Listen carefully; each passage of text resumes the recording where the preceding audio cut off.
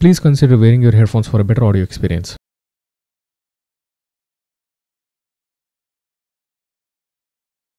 Good morning, everybody. Good morning, good afternoon, good evening. Depends upon when you are watching it. Right. So, ನಿನ್ನೆ ನಾವು question paper ಅನಾಲಿಸಿಸನ್ನು ಮಾಡಿದ್ವಿ.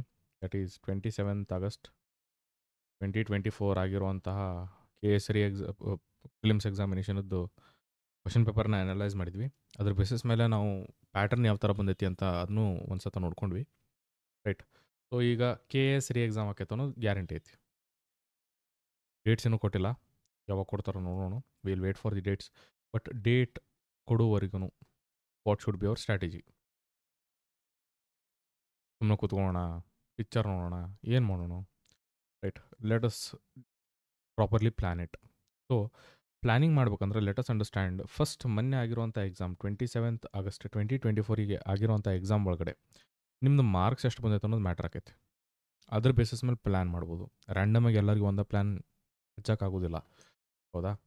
So first, if you are getting any marks below 100. Second, if you are somewhere in between 100 to 150, and if you are getting above 150, ಈ basis ಮೇಲೆ ಸ್ಟ್ರಾಟಜಿಯನ್ನು ಮಾಡೋಣ. Right. If you are below 150, please stick to prelims. If you are between 150 to 100, stick to prelims plus mains approach. If you are above 150, just stick on to mains. ಯಾಕೆ ಇದನ್ನ ಯಾಕೆ ಹೇಳಾಗತ್ತೆ ಅರ್ಥ ಮಾಡ್ಕೊಳ್ರಿ. Above 150 ಫಸ್ಟಿಗೆ ನೀವು 150, if you are getting it out of your skill, if you are getting it out of your knowledge, then you move to mains. If you are getting 150 out of luck, ಸರ ಏನೋ ಒಂದು ಹೋಗಿ ಹಾಕಿ ಬಂದೆ ಸರ 150 ಬಂದ್ಬಿಡ್ತು ಸರ, ಈ ಆ್ಯಟಿಟ್ಯೂಡ್ದವ್ರು ಇದ್ರಿ ಅಂತಂದ್ರೆ again go back here, start with again prelims. But if you are getting 150 marks, fine, out of pure dedication towards the examination, out of pure knowledge, then move to mains. Why mains? Why is mains important? Understand this. Mains ಒಳಗಡೆ it is a long term game, marathon ಇದ್ದಂಗೆ mains ಅಂದ್ರೆ. ಆಯ್ತಾ? ನಿಮ್ಮದು prelims ಏನು ಬರೀತಿರಲ್ಲ, it is just a sprint, 100 meter sprint ಅಂತ ಅನ್ಕೊಳ್ರಿ. ಅದನ್ನು ಒಂದು ಸತ ಓಡ್ತೀರಿ, ಓಡಿ ಮುಗಿಸ್ಬಿಡ್ತೀರಿ. ಮೇನ್ಸ್ ಹಂಗಲ್ಲ, ಮ್ಯಾರಥಾನ್ ಒಳಗಡೆ ಯು ನೀಡ್ ಪ್ರಾಪರ್ ಸ್ಟೆಮಿನಾ, ಹೌದಾ? ಯಾಕಂದರೆ you are suppose to last longer over the race course. ಅದಕ್ಕೋಸ್ಕರ ಮೇನ್ಸಿಗೆ ಬೇಕಾಗಿರುವಂಥ ಪ್ರಿಪ್ರೇಷನ್ನು it is way different than you prepare for prelims. Prelims ಒಳಗಡೆ ಏನು ಮಾಡ್ತೀರಿ, ಹೋಗಿ ಒಂದು ಗೋಲ ಹಿಂಗೆ ತುಂಬಿ ಬರ್ತೀರಿ. ಮೇನ್ಸ್ ಒಳಗಡೆ ಈ ಥರ ಇಷ್ಟ ತುಂಬುದಿರಂಗಿಲ್ಲ, ಅಲ್ಲೇ ಪೇಜಸನ್ನು ತುಂಬಿಸ್ಬೇಕು. 3 pages to 2 pages ತುಂಬಿಸ್ಬೇಕು. ಅರ್ಥ ಆಯ್ತಾ? Consider 3 pages. ಹಿಡಿತಾ? Depends upon the question. ಅದು 2 pages ಒಂದು ಕಡೆ ತುಂಬಿಸ್ಬೇಕಾಕೈತಿ, 3 pages ಒಂದು ಕಡೆ ತುಂಬಿಸ್ಬೇಕಾಕೈತಿ. ಈಗ ಈ ತುಂಬಿಸೋದೈತಲ್ಲ ಆಟ, this is very very important. ಯಾಕೆ ಸರ ನನಗೆ ತುಂಬ್ಸಕ್ಕೆ ಬರ್ತೈತಿ, ಪೇಜಸನ್ನು ತುಂಬಿಸ್ಕೊಡ್ತೇನೆ, ಅಲ್ಲೇ ತುಂಬಿ ಹೋ ಅಂತ ಹಾಡು ಬರೋದಲ್ಲ, ಅಲ್ಲೇ ಕಂಟೆಂಟ್ ಇರಬೇಕು. Content matters. ಹಾಡು ಬರೋದು ಪೇಜ್ ತುಂಬ್ಸಕ್ಕೆ ಬರೋದಿಲ್ಲ, ಕಂಟೆಂಟ್ ಮ್ಯಾಟ್ರ್ ಆಕೈತಿ. ಅದಾದಮೇಲೂ ಕ್ವಾಲಿಟಿ ಕಂಟೆಂಟ್ ಇರಬೇಕು. ಅರ್ಥ ಆಯ್ತಾ? ರ್ಯಾಂಡಮ್ ಆಗಿ ಏನೋ ಒಂದು ಟಾಪಿಕ್ ಬಂತು, ಅದ್ರ ಮೇಲೆ ನನಗೆ ಏನು ತಿಳಿತೈತೆ ಅದನ್ನು ಬರೆದು ಬರ್ತೀನಿ ಅನ್ನಕ್ಕೆ ಬರೋದಿಲ್ಲ. ಕ್ವಶನ್ ಏನು ಡಿಮಾಂಡ್ ಮಾಡಾಕತೈತಿ, ಆ ಕ್ವಶನ್ನದ ಡಿಮಾಂಡನ್ನು ಅರ್ಥ ಮಾಡಿಕೊಂಡು ಅದ್ರ ಬೇಸಿಸ್ ಮೇಲೆ ಆನ್ಸರ್ ಮಾಡೋದಿರ್ತೈತಿ. ಅರ್ಥ ಆಯ್ತಾ?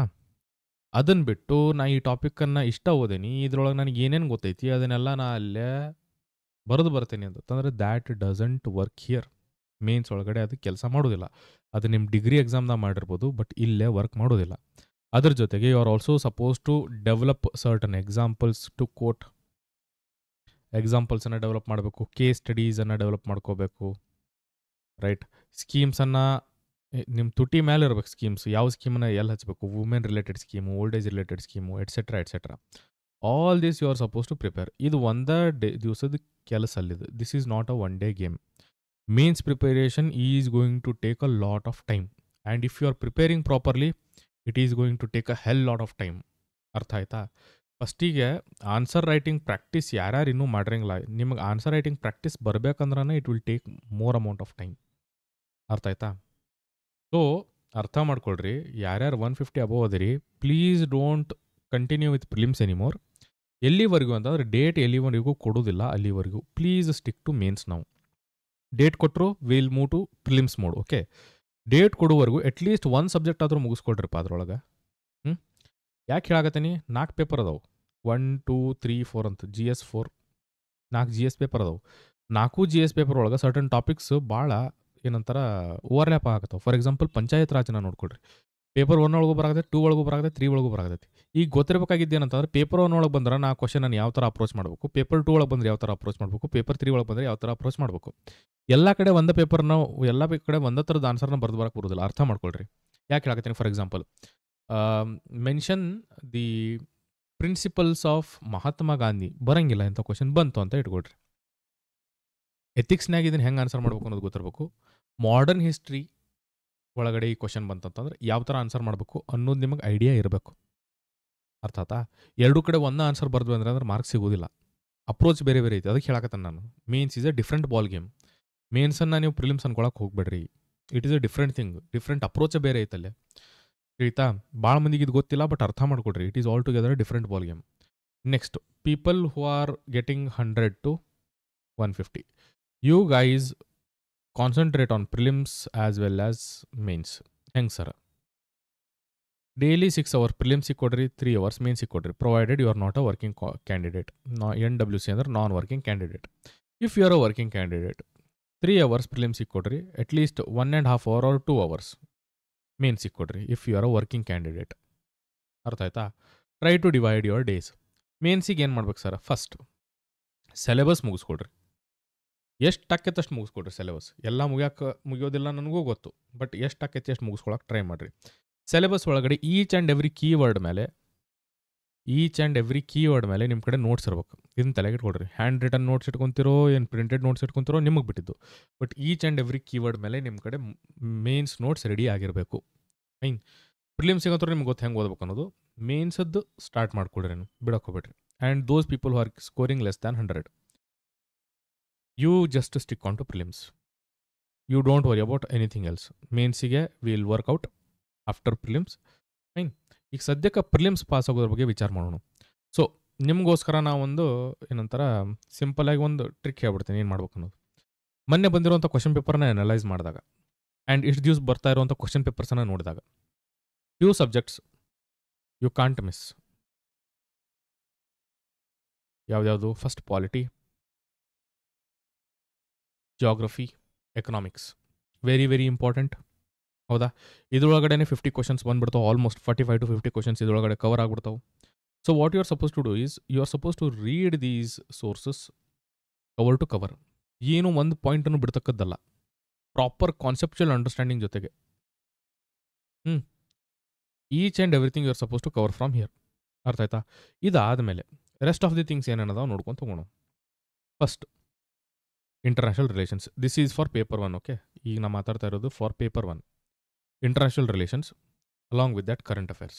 ನೆಕ್ಸ್ಟ್, ಇದಾದಮೇಲೆ modern Indian history along with that modern Karnataka history. ಇದಾದಮೇಲೆ ancient Indian history along with that ancient Karnataka history. At the end, least and the last, medieval Indian history. This is medieval Indian history. After that, medieval history of Karnataka. This should be your chronology of subjects. ಈ ಥರ ಸಬ್ಜೆಕ್ಟ್ಸನ್ನು ಮುಗಿಸ್ತಾ ಹೋಗ್ರಿ. ಏನು sir ಹಿಸ್ಟ್ರಿನ last ಹಾಕ್ಬಿಟ್ರಿ? ಹೌದು. ಯಾಕೆ ಹಾಕೇನಿ? History ಒಳಗಡೆ names ಬರ್ತಾವೆ, dates ಬರ್ತಾವೆ, ಹೌದಾ? ಬುಕ್ಸ್ ಬರ್ತಾವೆ. ಇವನನ್ನು ನೆನಪಿಡಾಕ ಕಷ್ಟ ಆಕೈತಿ. ಈಗ ನೀವು ಓದಿದ್ರಿ ಅಂತಂದ್ರೆ ಲಾಸ್ಟ್ ಮಿನಿಟ್ಟಿಗೆ ನಿಮಗಿವು ನೆನಪಾಗೋದು ಡೌಟು, ಎಕ್ಸಾಮ್ದಾಗ ನೆನಪು ಬರೋದಿಲ್ಲ. ಸೊ ಹಿಸ್ಟ್ರಿನ ಲಾಸ್ಟಿಗೆ ಇಟ್ಕೊಳ್ರಿ. ಇದ್ರೊಳಗಡೆ ಕಾನ್ಸೆಪ್ಟ್ಸ್ ಇರ್ತಾವೆ, ಕಾನ್ಸೆಪ್ಟ್ಸ್ ನೆನಪಕ್ಕವು. ಇನ್ಫ್ಲೇಷನ್ ಅಂದರೆ ಹೆಂಗೆ, ರೆಪೋ ರೇಟ್ ಅಂದರೆ ಏನು, ರಿವರ್ಸ್ ರೆಪೋ ರೇಟ್ ಅಂದರೆ ಏನು, ಬ್ಯಾಂಕ್ ರೇಟ್ ಅಂದರೆ ಹೆಂಗೆ, ರೈಟ್? ಆಮೇಲೆ ಲಾಸ್ಟ್ ಟೈಮ್ ಬಂದಿತ್ತಲ್ಲ ನಿಮ್ಮದು NPCI, who handles all your ATMs etcetera, ಹೌದಾ? ಸೊ ಇದನ್ನೆಲ್ಲ ನೀವು ನೋಡಿದ್ರಿ ಅಂತಂದ್ರೆ what happens is you know that from here you are getting questions from simple facts. ಈ ಫ್ಯಾಕ್ಟ್ಸ್ನ ನೀವು ಬಾಯ ಹೊಡಿಬೇಕಾಕೈತಿ ಅಥವಾ ನೆನ್ಪಿಡ್ಬೇಕಾಕೈತಿ. ಇಲ್ಲೇ ನಿಮ್ಗೆ ಕಾನ್ಸೆಪ್ಟ್ ಬೇಸ್ಡ್ ಕ್ವಶನ್ಸ್ ಬರಾಕತ್ತಾವ. So please work on it. ಅರ್ಥ ಆಯ್ತಾ? Coming to paper 2. ಪೇಪರ್ 2 ಒಳಗಡೆ stick on to first general science, second science and tech. ಯಾಕೆ ಆಲ್ಮೋಸ್ಟ್ 30-35 ಕ್ವಶನ್ಸ್ ಇಲ್ಲಿ ಕವರ್ ಆಗ್ಬಿಡ್ತಾವೆ ನೀವು. Next coming to environment. Done. You are getting nearly 55 questions covered here. ಅರ್ಥ ಆಯ್ತಾ?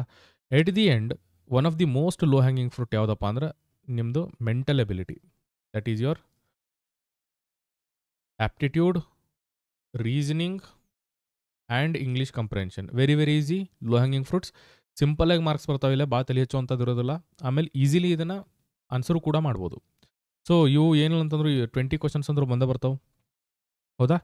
So please focus on this. And at the end schemes and budget. Sir ನೀವೇನು paper 2 ಒಳಗೆ ಇಷ್ಟೋ ಹೇಳಕತ್ತಿರಲ್ಲ, ಹೌದು. ಮೊನ್ನೆ ಬಂದಿರುವಂಥ ಎಕ್ಸಾಮಿನೇಷನ್ ಪ್ಯಾಟರ್ನಿಗೆ ಹೋದೆ ಅಂತಂದ್ರೆ these cover the maximum proportion or maximum portion of the question paper. So ಇಷ್ಟನ್ನು ನೀವು ಕವರ್ ಮಾಡ್ಕೊಂಡ್ರಿ ಅಂದ್ರೆ I don't believe that I don't think that you will fail in this examination. ಇದಕ್ಕೆ ಪೇಪರ್ ಚೇಂಜ್ ಆಗತೈತಿ, pattern change ಆಗತೈತಿ. ಹೌದಾ? ಈ pattern change ಪ್ರಕಾರ ನಾವು ಹೋಗ್ಬೇಕಾಕೈತಿ. ಆ್ಯಂಡ್ ಅಲಾಂಗ್ ವಿತ್ ದ್ಯಾಟ್ ನಾನು ಪ್ರೀವಿಯಸ್ ಪ್ಯಾಟರ್ನ್ಸ್ ದಟ್ ಈಸ್ 2014, 2015, 2020 ಇದನ್ನು ಕೂಡ ತಲೆಗಿಟ್ಕೊಂಡು ಮಾತಾಡಕತ್ತಾನೆ ಇಲ್ಲಿ. ರ್ಯಾಂಡಮ್ಲಿ ನಿಮಗೆ ಬಂದು ಇದನ್ನು ಮಾಡ್ರಿ ಅಂತ ಹೇಳಾಗತ್ತಿಲ್ಲ. This is a workable solution. ಅರ್ಥ ಆಯ್ತಾ? This is a workable program that can be done by you. ಇದನ್ನು ನೀವು ಮಾಡಿದ್ರಿ ಅಂತಂದ್ರೆ you will definitely get results provided you are doing it in the right way. Haphazardly ಮುಂಜಾನೆ ನಾನು history ಓದ್ತೀನಿ, ರಾತ್ರಿ ಮನಸ್ಸಾಗೋಲ್ತು ಬೇಡ ಸರಿ ಹೊರಗೆ ಅಡ್ಡಾಡಿ ಬರ್ತೀನಿ. This won't work.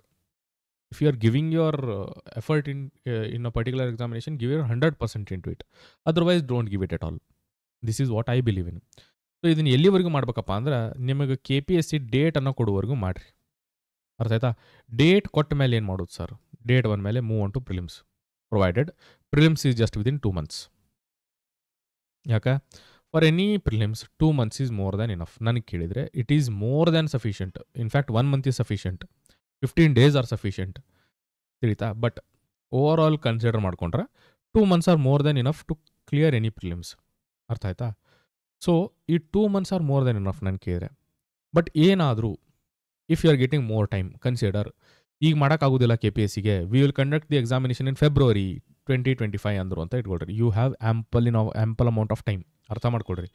Till then you do one thing, that is till December if they announce it as February. ಹಾಗೆ ಹೈಪೋಥೆಟಿಕಲ್ ಹೇಳಕತ್ತೀನಿ, ಮಾಡಂಗಿಲ್ಲ ಅವರು. ಹೈಪೋಥೆಟಿಕಲ್ ಡಿಸೆಂಬರ್ ಒಳಗೂ continue till mains, continue for mains. After that shift to prelims. This is only for those people who are scoring above 100, okay? Not for those people who are below 100. Below 100, continue with prelim strategy. But for those who are scoring good marks, start with mains now.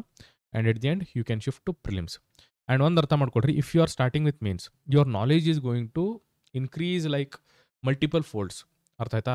ನೀವು as a different personality ಹೊರಗೆ ಬರ್ತೀರಿ ನೀವು mains ಬರೆದ ಮೇಲೆ.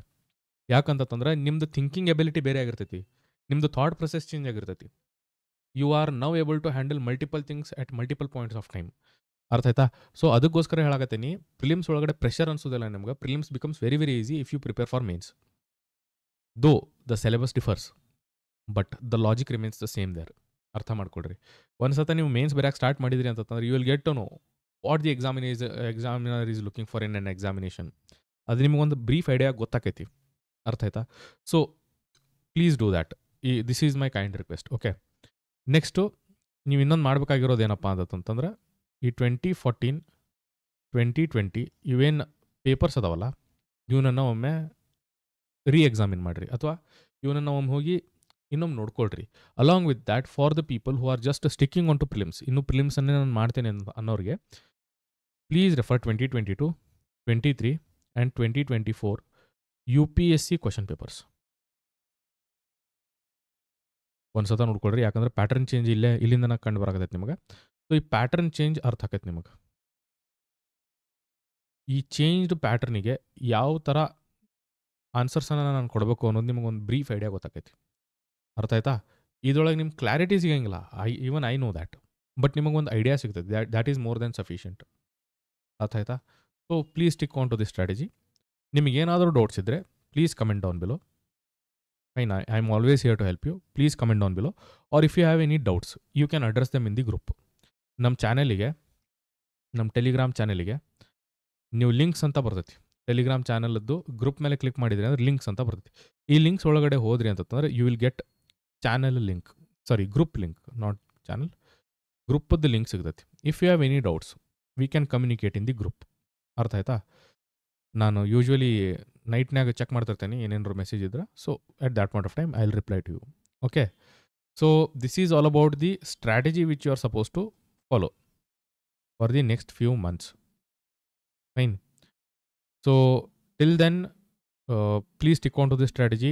Please start collecting your sources. Mainsige sources ಭಾಳ ಬೇಕಾಕವು, collect ಮಾಡಕ್ಕೆ start ಮಾಡಿರಿ.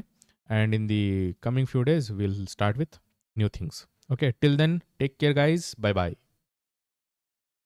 So please subscribe, whatever.